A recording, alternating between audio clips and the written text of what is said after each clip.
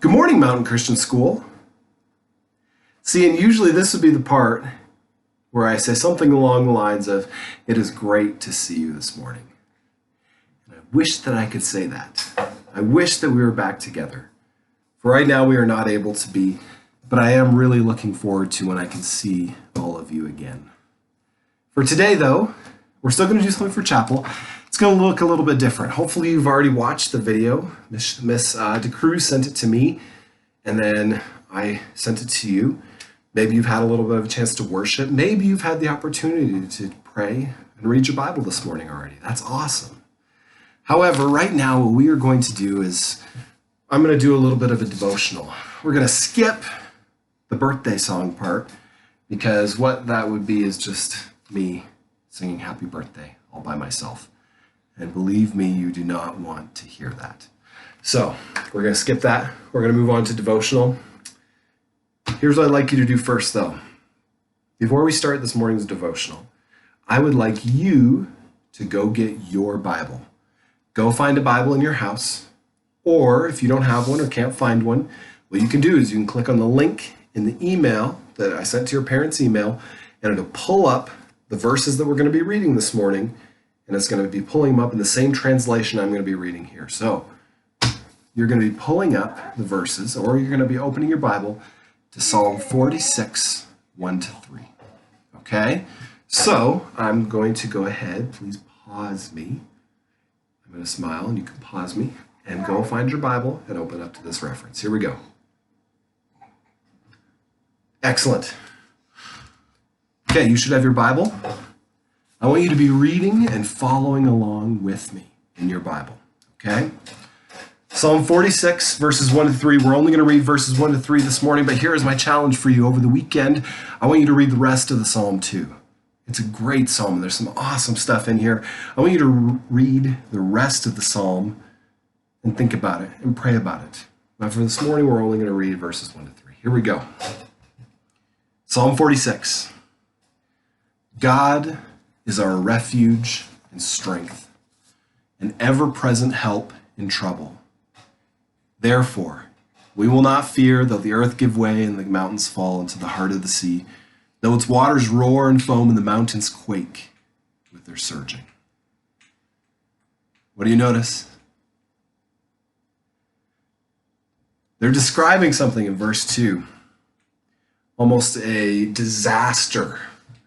The craziest disaster that they can possibly think of. They're looking out on these mountains, these unchanging mountains that are strong, dependable.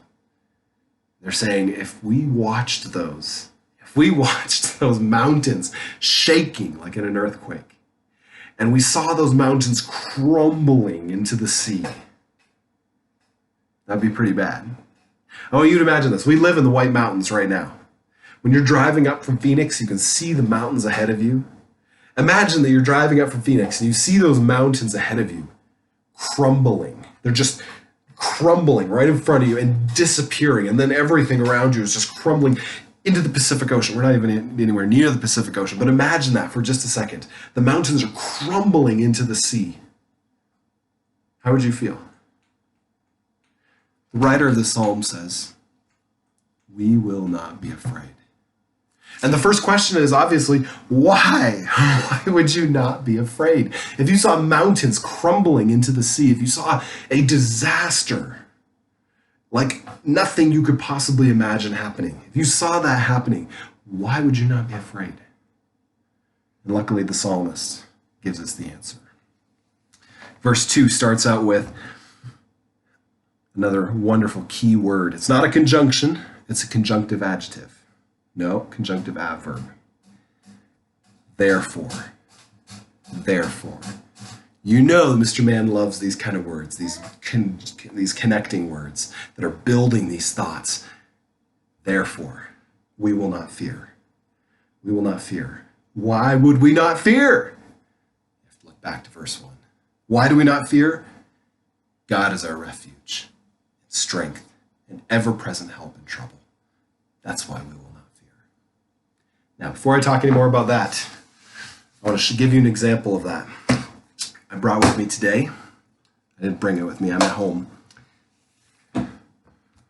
two of my son's toys that we've been using a lot lately for building.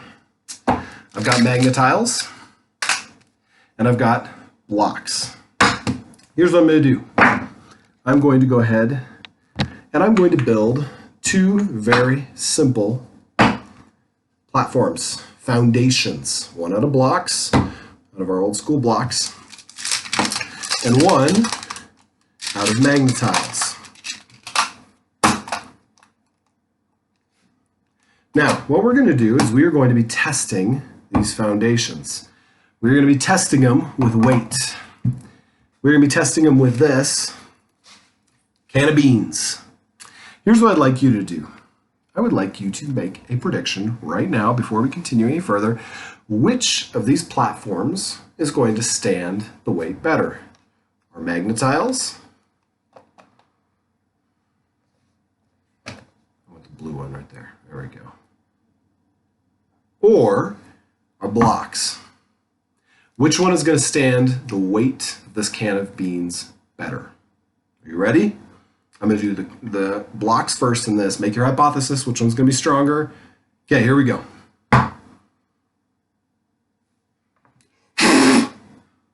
Seems to be strong. Ha-ha! So far, so good. Let's try a little bit more weight. Let's try our petite diced tomatoes as well. Ready? Strong? So far? Good. Let's try this. Did it stand the weight of two cans? No, it did not. This wooden one, however, we could keep adding cans if we wanted. In fact, here, let's just throw some peanut butter in the mix as well. Okay, the peanut butter isn't standing. Ha-ha! Now, is that foundation going anywhere? Is that platform going anywhere? No. Now, we could keep adding cans, and I could keep building to the ceiling until obviously eventually they would fall and they'd probably break something and I'd probably get in trouble. But which foundation was stronger, the magnetiles or the blocks? The blocks, right? This is a foundation I could rely on. If I was building a tower, if I was building something, I could rely on this foundation to be able to build something pretty cool. Now, in the same way, I'm going to bring us back to our Psalm 46:1. God is our refuge and our strength. When we talk about faith in the Bible, it's an active thing. It is choosing to believe in something, to put our faith in something, hopefully something dependable.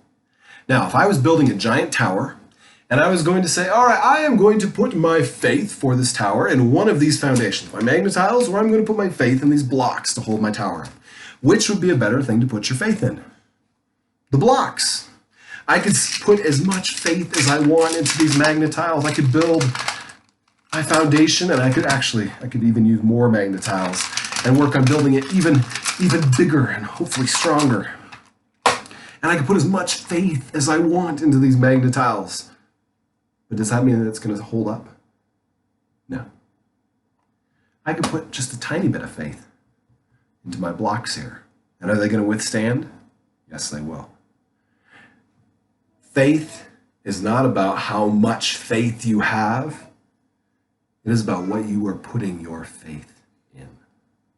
What is the foundation of your faith?